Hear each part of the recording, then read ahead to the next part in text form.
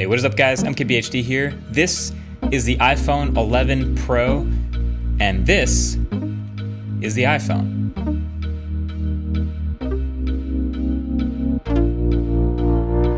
Fun fact, I'd never actually owned a first generation iPhone, or a second gen, or a third gen. The first iPhone I ever owned and reviewed was the iPhone 5S. This video is mainly for fun, but it's also for people who make a habit of complaining that this year's phones are just last year's phones plus a few small bumps. Because if you haven't noticed, that's kind of the whole point. The whole reason they're coming out with phones over and over again year after year, besides trying to make as much money as possible, is to offer a small bump and a small improvement year over year.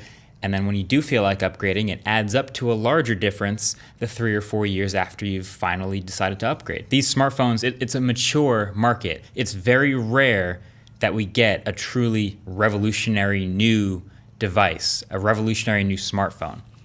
But back in 2007, this was that. So I wanted to take a quick look back at a retro phone that I never used, the original, the iPhone. So first thing I'm noticing holding it now in 2019 is it's a chunky one. You know, like this is a really thick phone, but it's also really small. It honestly feels about half the size of its much younger brother. And you know, generally it's the right shape, the rectangle with rounded corners, with a flat display, these big chrome chamfers, big forehead, big chin, we know that, and the physical home button is there. And it's kind of rare these days, but every corner of this device is actually legitimately reachable. That's no problem at all. And the iconic two-tone metal and plastic, it's super recognizable as this first iPhone. You could probably tell as soon as you saw the thumbnail. This is of course a used iPhone, but it's held up pretty well for a decade plus in people's hands. Fun fact though, we all know most modern smartphones, or maybe we don't know, but they're hiding their antenna bands in the metal frame of the phone in various places. You can see it around the phone. This first iPhone didn't do that. It just put them all down in the bottom half of the phone and made the bottom plastic so that the radios and antennas could go through that. Passes through plastic better than metal, simple as that. And then there's the display. So while today we have all these huge high-resolution displays, 6 to 6.5 inches for a display isn't even blinked at anymore. Back here in 2007, we're looking at a 3.5 inch 320 by 480 LCD display. Can you see individual pixels? Yes. Yes, you can see individual pixels. It measures in at officially 163 ppi, but it does get surprisingly bright, so I'm not even mad at that.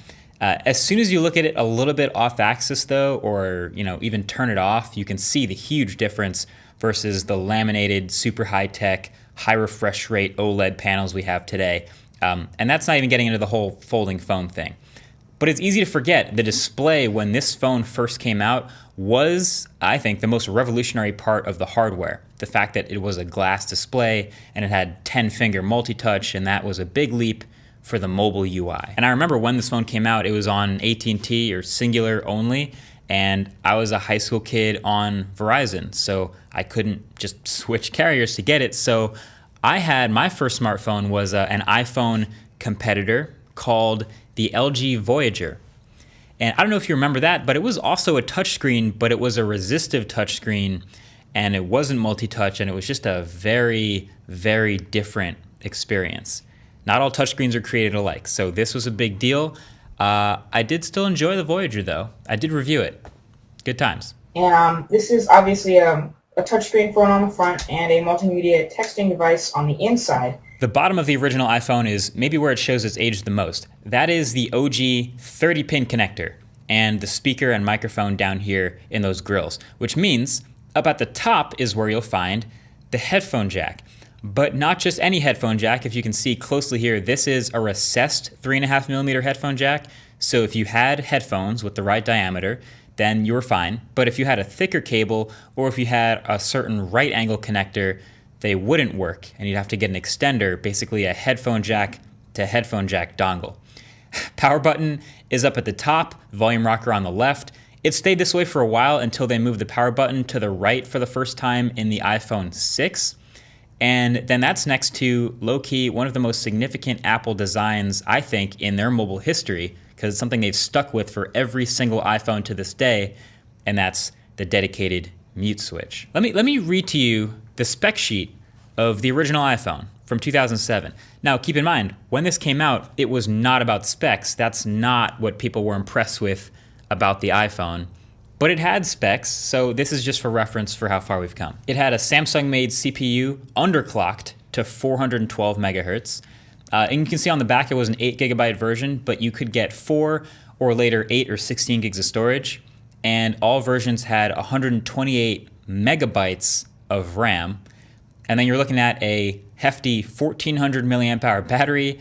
Oh, and that's a 2 megapixel camera on the back. No multiple lenses, no flash, no microphones, just a simple camera, no bump. And opening up that camera app, you can see just how simple it all started. It's literally just a viewfinder and a shutter button. Like, that's all you needed. There's no tap to focus, no tap to expose. There's no portrait mode, no night mode, no video mode at all, and no selfie mode either. Oh yeah, that's right. The first iPhone didn't have a selfie camera. In fact, no iPhones had selfie cameras until the iPhone 4. So there's your trivia fun fact of the day. And here's some photos I've taken on the iPhone 1. And you know, on one hand, I'm actually pretty impressed that they still look decent at all. I mean, I wouldn't post these, but you know, at least the colors are decent. But on the other hand, you can tell it's basically a webcam. You know, there's noise in every photo, no matter how much light you give it. And it's like splotchy noise. Exposure is impossible to nail. Focus is impossible to nail. Yeah, it's bad. But that's what makes it so incredible, is that comparison with the iPhone we have today, and the fact that this is one of the major stepping stones to the mobile photography that we kind of take for granted in our pockets. This is the best Apple could make 12 years ago versus the best Apple could make today, which has me really pumped about the best we're going to have another decade from now. And then performance.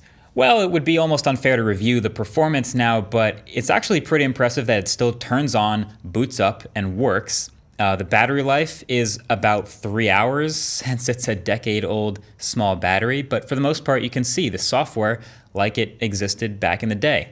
The last software update the original iPhone got from, you know, literally the first version of iOS was iOS 3.1.3 that you can see here. And you can see how simple it is. There's just slide to unlock, no Touch ID, no Face ID. It's fairly responsive, but you know, no control center, no notification shade. All these things came later. In fact, believe it or not, the first version of iOS didn't even have wallpapers. That was eventually added as a feature, plus some nifty default wallpapers were added that have slowly become iconic. Also, look at this voice memo app. I can actually see how this is one of those things that really excited people in 2007. It's impressively smooth. Anyway, I don't know about you, but seeing the two of these phones side by side really sort of refreshes my appreciation for how good this mobile tech has gotten, especially lately. If you go back to the Internet Wayback Machine archive, you can see what Apple's website looked like on that fateful day in 2007 when this thing launched, and they called it a breakthrough communications device and all that fun stuff. My favorite part is if you click through to the high-tech section, they talk about the crazy new sensors that they put in this phone, including an accelerometer so you can tell when you're holding it portrait or landscape and rotate automatically, and an ambient light sensor so it can raise or lower the brightness, thereby enhancing the user experience and saving power at the same time. And then of course this thing spawned the iPod Touch, first piece of tech I ever bought, and the iPad and all the iPhones that came after it, and the rest is history. This thing inarguably changed tech design forever. So anyway, I hope you enjoyed this fun little look back.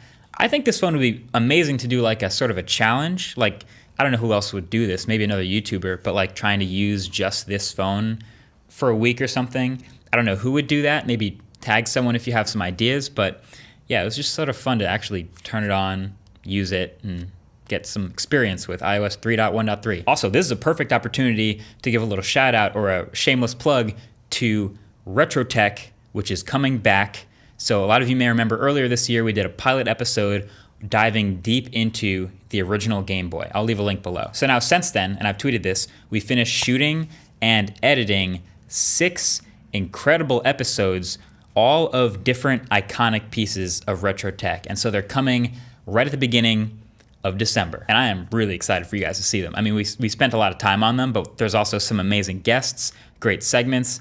They turned out great. So either way, thanks for watching this one. And feel free to leave a comment. What was your first smartphone?